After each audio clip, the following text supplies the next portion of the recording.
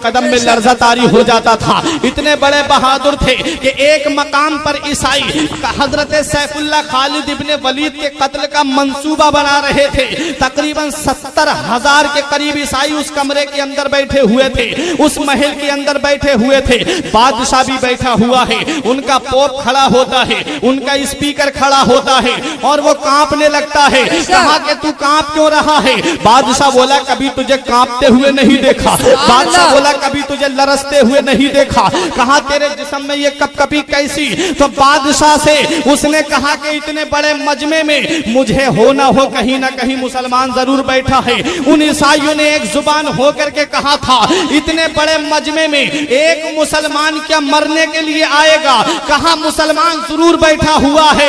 कहा पता कैसे लगेगा? कहा नबी का वास्ता दे दो, मुसलमान जहां होगा वहीं खड़ा हो जाएगा। उस पोप ने खड़े होकर के कहा था ए मुसलमान तुझे तेरे नबी का वास्ता है, जहां बैठा है खड़ा हो जा। मुसलमान बीच मजमे में से खड़ा हो जाता है, चादर ओढ़े हुए है, गुदड़ी ओढ़े हुए है। बादशाह ने कहा यह तन्हा मुसलमान यहाँ मरने के लिए आया है, यह तन्हा मुसलमान यहाँ पर किस लिए आया है?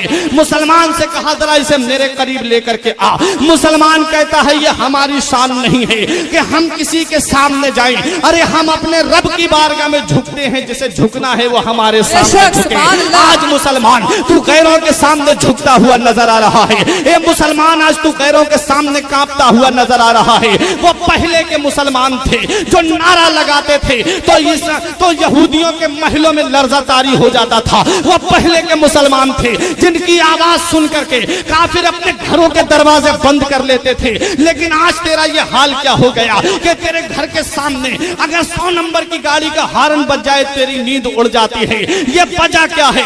वजह ये है कि तूने मुस्तफा की गुलामी को छोड़ दिया, तूने अपने नबी की सीरत को छोड़ दिया, तूने अपने नबी के किरदार को छोड़ दिया, तूने अपने नबी के बताए हुए रास्ते पे चलना छोड़ दिया। अरे वज़ा में तुम हो नसारा तो तमद्दुन में हुनूद। ये मुसलमान हैं जिन्हें देख के शर्माए यहूद। यूं तुम मिर्जा भी हो, सैयद भी हो, अफगान भी हो, तुम सभी कुछ हो, बताओ कि मुसलमान भी हो। तुम्हारे चेहरे इस लायक नहीं, तुम्हारे किरदार इस लायक नहीं जो तुम नबी के सुन्नत पे चलो। प्यारे अगर तुम कामयाबी चाहते हो तो नबी के तरीके पे चलो। वो पहले के मुसलमान थे 313 थे तो हजारों को पछाड़ दिया, 72 थे तो 22,000 को पछाड़ दिया। पहले भी तो मुसलमान थे।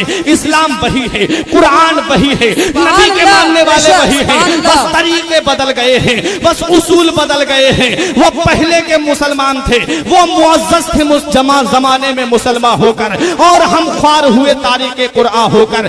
दरसे कुरान अगर तुमने भुलाया होता, ये जमाना ना जमाने ने दिखाया होता। हमें करनी है